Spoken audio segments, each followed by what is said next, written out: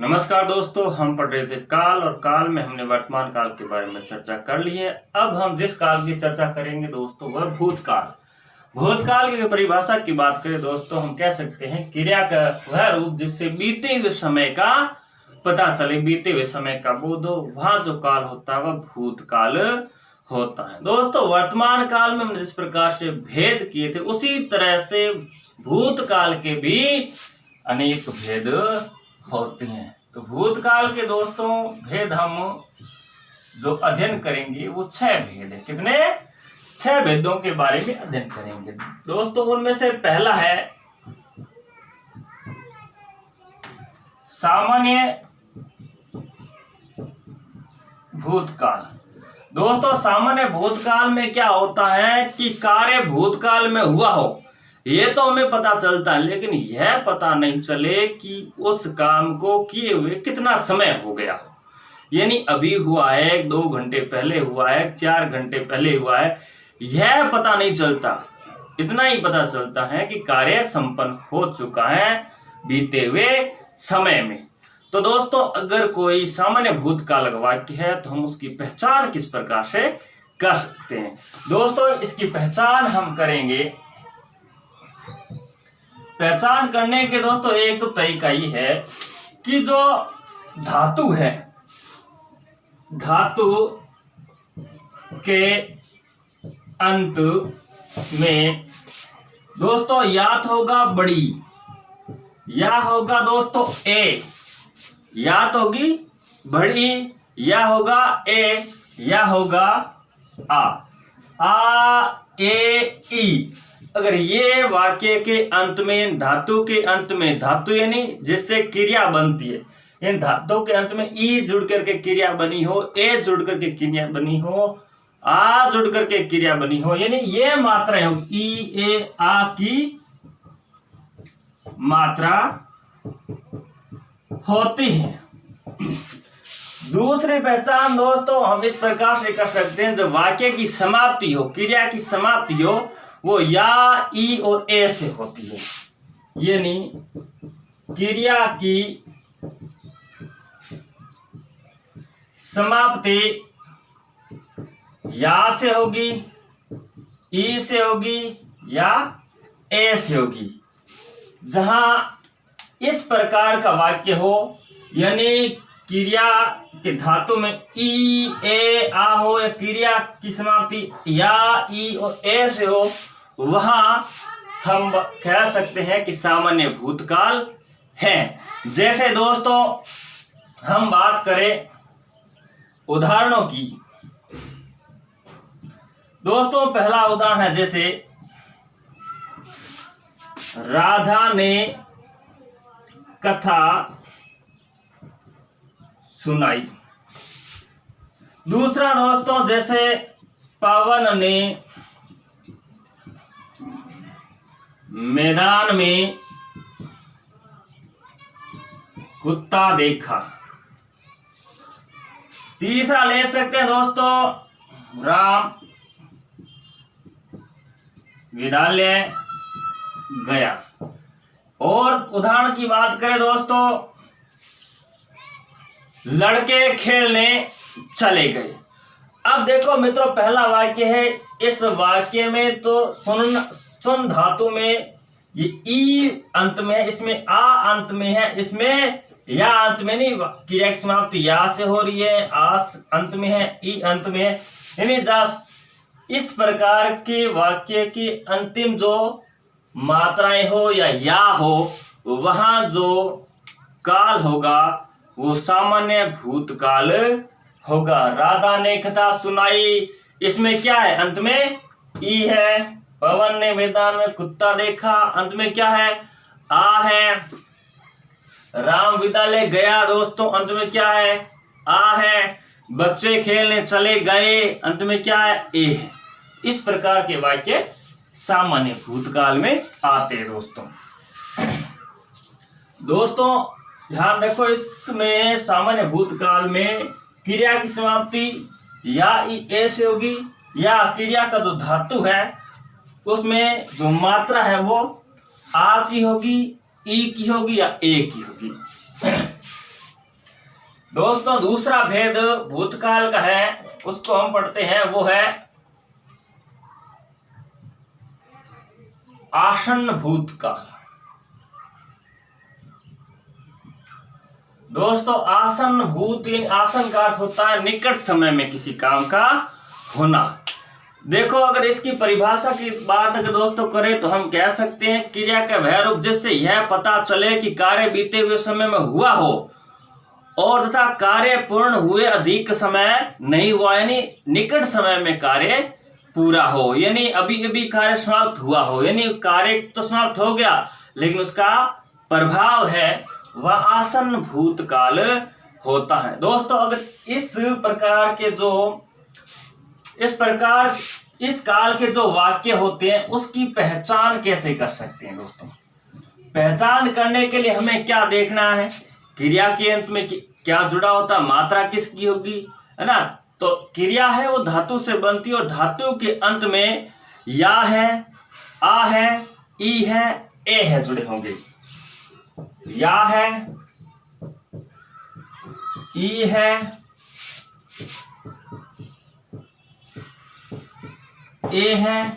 ये देखो या है, ई है, ए है, ये क्रिया के अंत में जुड़े होंगे। या है ना, या के साथ में आ भी हो सकता, आ है, या है, ई है, ए है, आ है, ये जुड़े होते हैं, वह आसन्न भूतकाल होता है। दोस्तों हमने पहले उदाहरण हमने देखे थे 2-3।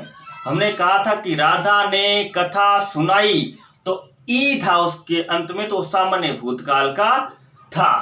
अब मित्रों क्या करना है, वही है आसन्न भूतकाल और सामान्य भूतकाल में इतना ही फर्क है, यानी जो सामान्य भूतकाल के वाक्य है उसके अंत में क्या लग जाएगा, साथ में है लग जाएगा।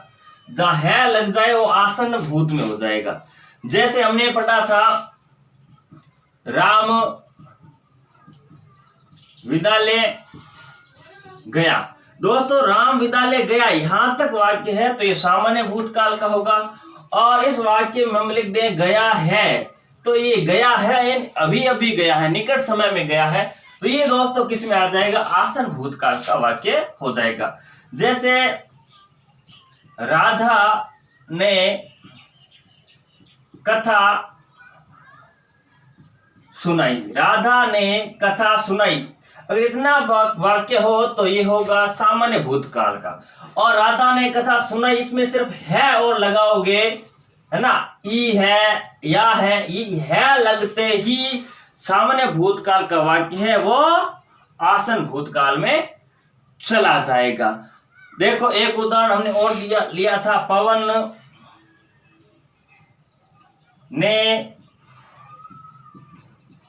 पवन ने मैदान में कुत्ता देखा। दोस्तों ये सामान्य भूतकाल का वाक्य था, लेकिन जो ये इसके अंदर देखा है लगाएंगे तो ये क्या हो जाएगा, आसन्न भूतकाल का वाक्य हो जाएगा। जैसे लड़के खेलने चले गए तो होगा दोस्तों सामान्य भूतकाल का, और लड़के खेलने चले गए हैं यानी वाक्यगत में है लगते ही वो आसन्न भूत का हो जाएगा। दोस्तों ये थी आसन्न भूतकाल की बात। और अब मित्रों हम पढ़ते हैं भूतकाल का तीसरा भेद, पूर्ण भूतकाल। तीसरा भेद कौन सा दोस्तों, पूर्ण भूत, यानी कार्य बीते हुए समय में पूरा हो चुका है, यानी क्रिया का वह रूप जैसे हमें यह पता चले कि कार्य को पूर्ण हुए समय हो गया, बहुत समय हो गया, वह पूर्ण भूतकाल होता है। पहचान क्या करेंगे, इसमें था लगेंगे। देखो पहचान करने के लिए इसमें क्या करेंगे, या था, या और था साथ में, या था, या हम कह सकते हैं आ था, या ई थी, या ए थे। लेकिन उसमें देखो सामान्य भूतकाल में तो आ, ई, ए, या ये सीधे थे, और इसके अंत में अगर है लगाया तो ये हुआ था आसन्न भूतकाल का। दोस्तों अगर है की जगह हम लगाएंगे था था लगाएंगे तो ये क्या हो जाएगा, पूर्णभूत हो जाएगा दोस्तों। या था, आ था, ई थी, यानी थी, था, थी, थे, ये लगते ही क्या है, पूर्ण भूतकाल के वाक्य हो जाएंगे। तो दोस्तों सामान्य काल में तो क्या होगा, गया, आया, गई, आई।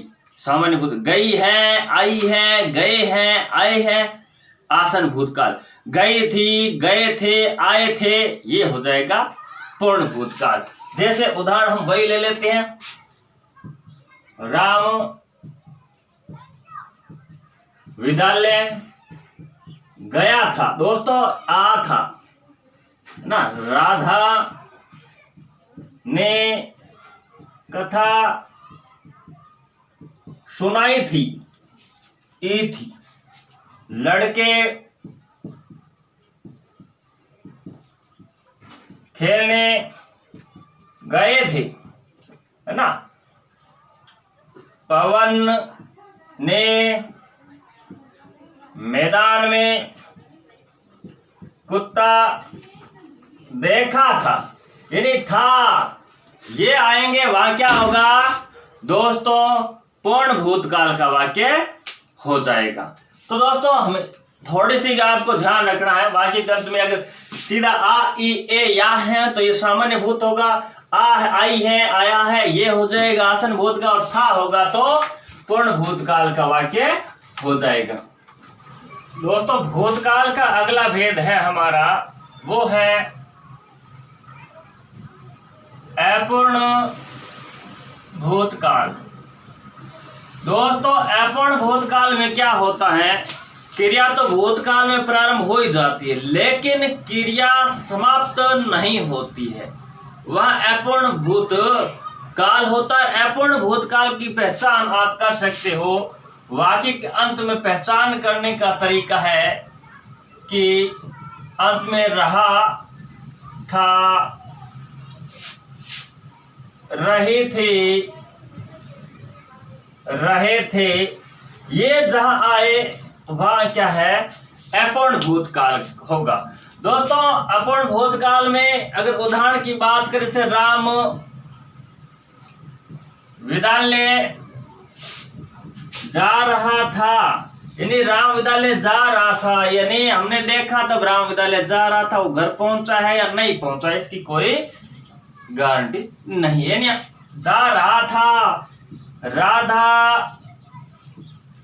कथा सुना रही थी, लड़के खेल रहे थे।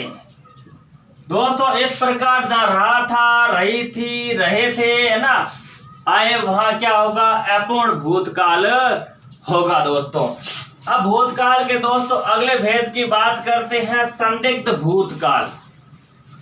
दोस्तों संदिग्ध भूतकाल में हमें यह तो दोस्तों पता चल जाता है कि क्रिया तो भूतकाल की है, यानी क्रिया है वो भूतकाल की है, लेकिन वो क्रिया है वो हुई है या नहीं हुई है, इसके बारे में क्या है कि संशय रहता है, यानी क्रिया हुई या नहीं हुई ये कंफर्म नहीं होता, वह संदिग्ध भूतकाल होता है दोस्तों। इसकी अगर पहचान की बात करें तो वाक्य के अंत में दोस्तों क्या होगा, या होगा, है ना, या ए होंगे या ई होंगी, इस प्रकार के शब्द आएंगे। जैसे राम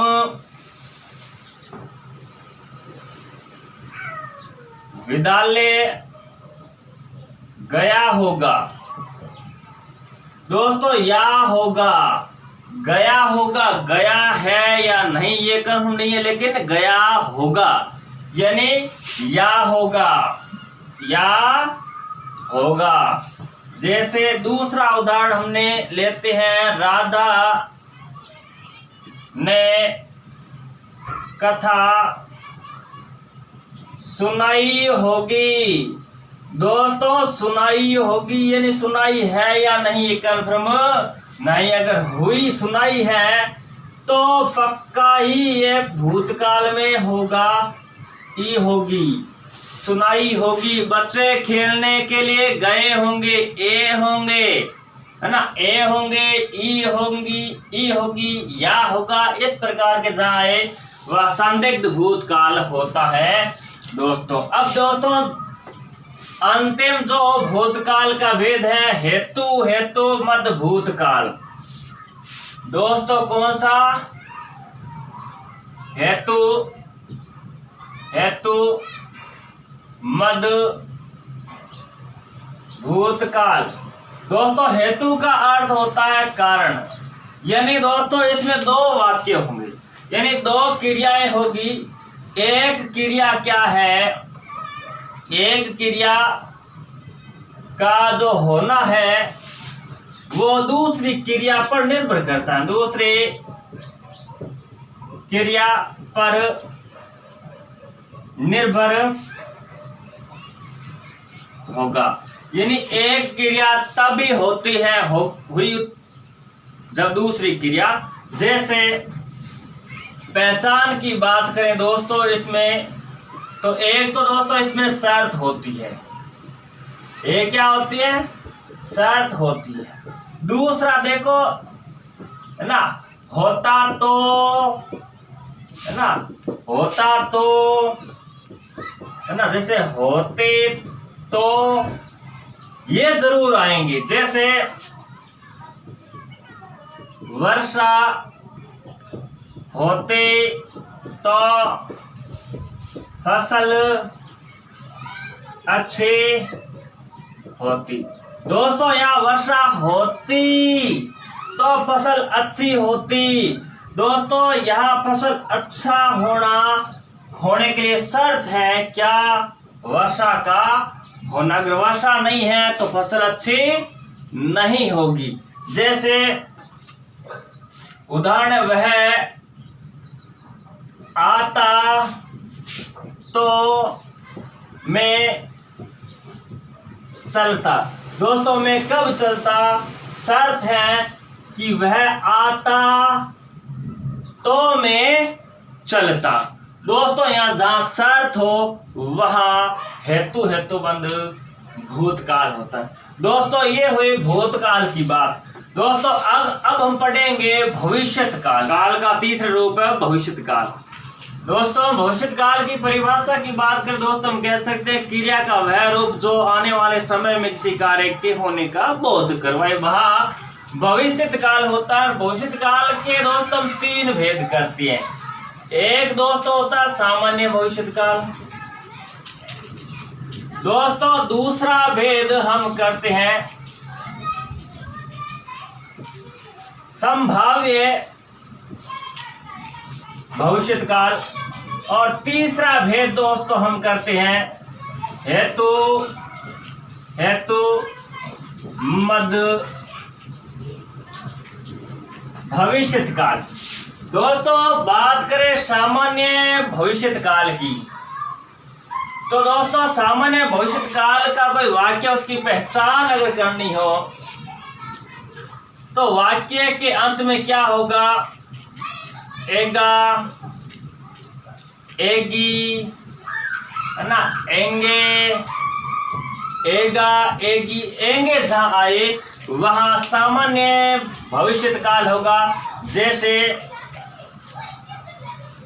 राधा कथा सुनाएगी, एगी, राम विद्यालय जाएगा, एगा, लड़के खेलने जाएंगे, एंगे।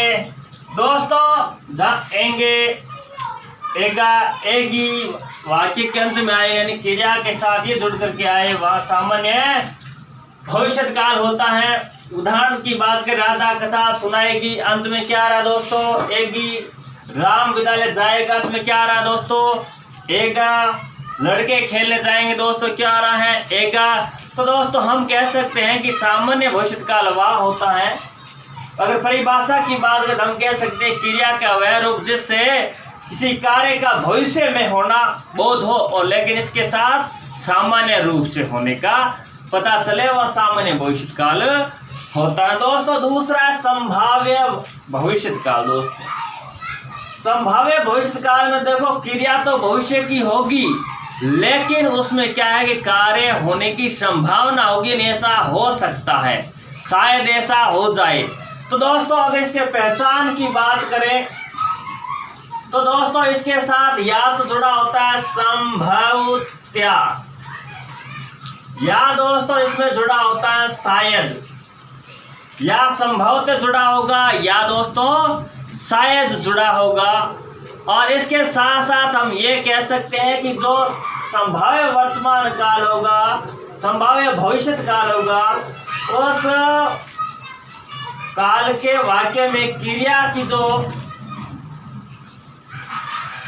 समाप्ति है, वो क्रिया जहाँ समाप्त होती है वहां जो मात्राएं होती है वो मात्राएं ए होगी, है ना, आई एन होगा, ई होगी, इस प्रकार की ये मात्राएं होगी, वहां संभाव्य भविष्य काल होगा।